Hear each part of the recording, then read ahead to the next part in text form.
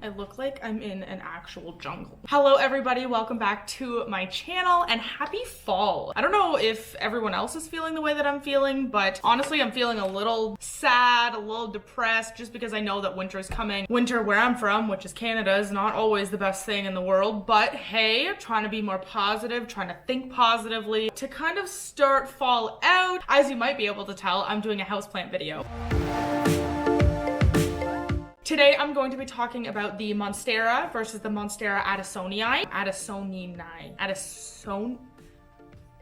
You know what I mean. These are two different kinds of Monsteras. Monstera plants are the very trendy, very chic, very awesome house plants with the splits in them. You see them literally everywhere. They've gained in popularity, they've gained in price. So I'm gonna be talking about the two different plants and how to care for them and their light requirements and stuff. I've seen a lot of videos where they kind of just like throw information at you, so I'm gonna try to break it down into like light requirements, water requirements, humidity, stuff like that, and then you can just skip to whichever part you're interested in. Let's start talking about light.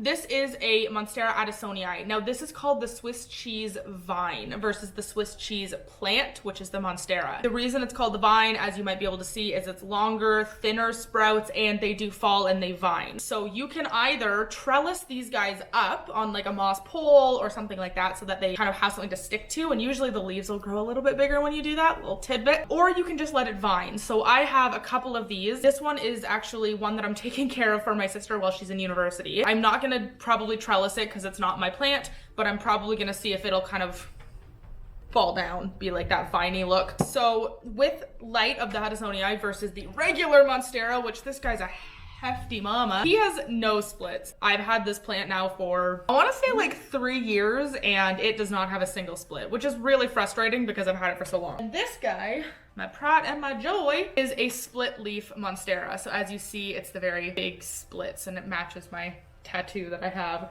I've got one on this side, it looks really good.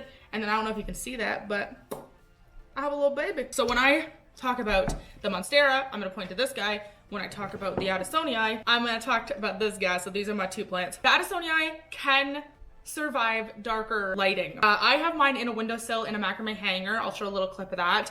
I find that that's a perfect amount of sun. It gets really good sun in the morning, less sun in the evening. It's not too much. The leaves can burn if you put them in direct light. So make sure that you try to take it out of like direct light from the window. As you can see here, I'm pretty sure this is from too much light. It could also be from too much water, and you literally never know if only could talk to you and tell you what it wants. I leave them in kind of a brighter spot, but not too bright. And I make sure that they have like a good amount of space between the window, especially when it comes to winter time. Now, the Monstera Deliciosa, the big mama, this is also kind of a bright indirect light plant. It's honestly kind of the same.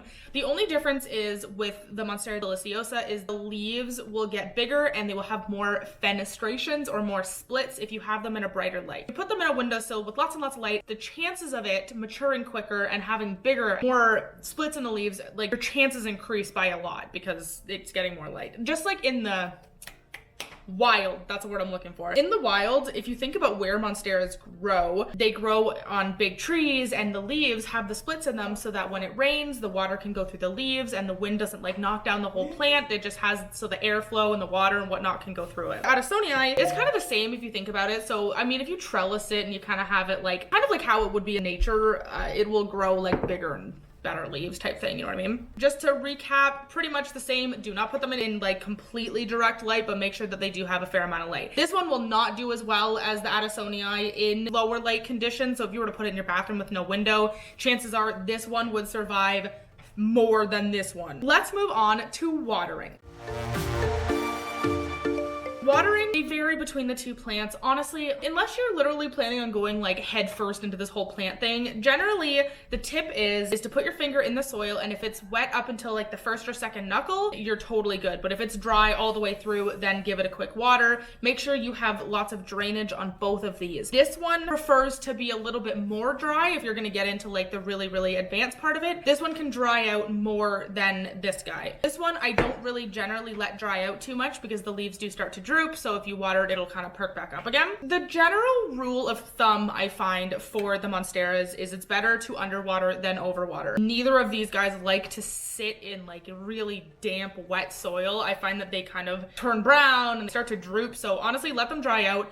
I water mine every week to 14 days. Usually like once a week, I'll kind of go around and just like feel the soil, see if it needs to be watered. And if it does, then I will. If it doesn't, then I just leave it for another week. Let's move on to humidity.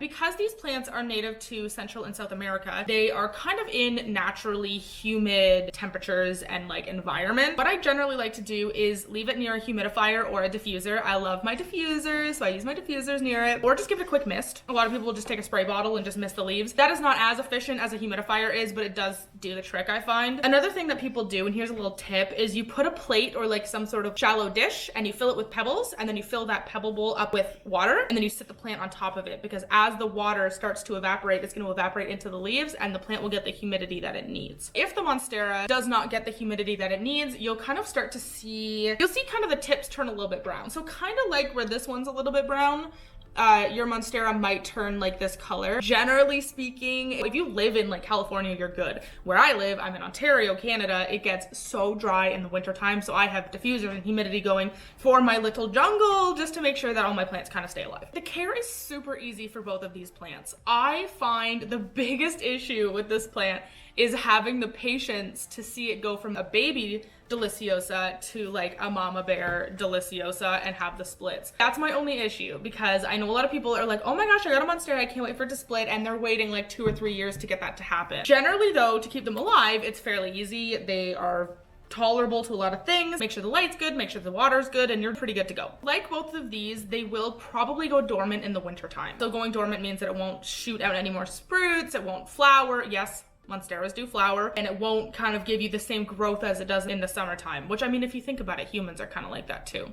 To reiterate, very easy plants to have. It depends if you want to have like the Swiss cheese, big, like this guy, like big leaves, or if you want to have a really nice viney kind of like falling look, you can go for something like this. Both are good, both are beautiful. I've killed both, I've lived both, I've done everything with them. So if you have the patience to put in, you can have a really beautiful split leaf plant. And if you don't have the patience, get a pothos. They'll survive anything. Thank you so much for watching. I think I'm gonna do this because I really like doing the research on the plants. I have so many plants. Now that it's fall, we're gonna kind of start to see like the snow and the leaves falling and whatnot. So I do like to talk about plants, and I also like to show them off because I put a lot of time and a lot of effort into my babies. If you like to see this stuff and you are very interested in knowing how to take care of certain plants, then I would love to make stuff like this more often, because I do talk about it often as is anyways. I hope you enjoyed this video. Please give it a thumbs up or subscribe or whatever you want to do. Share this video if you know someone who's trying to take care of a Monstera Deliciosa. I will be back next week for another video. Thanks.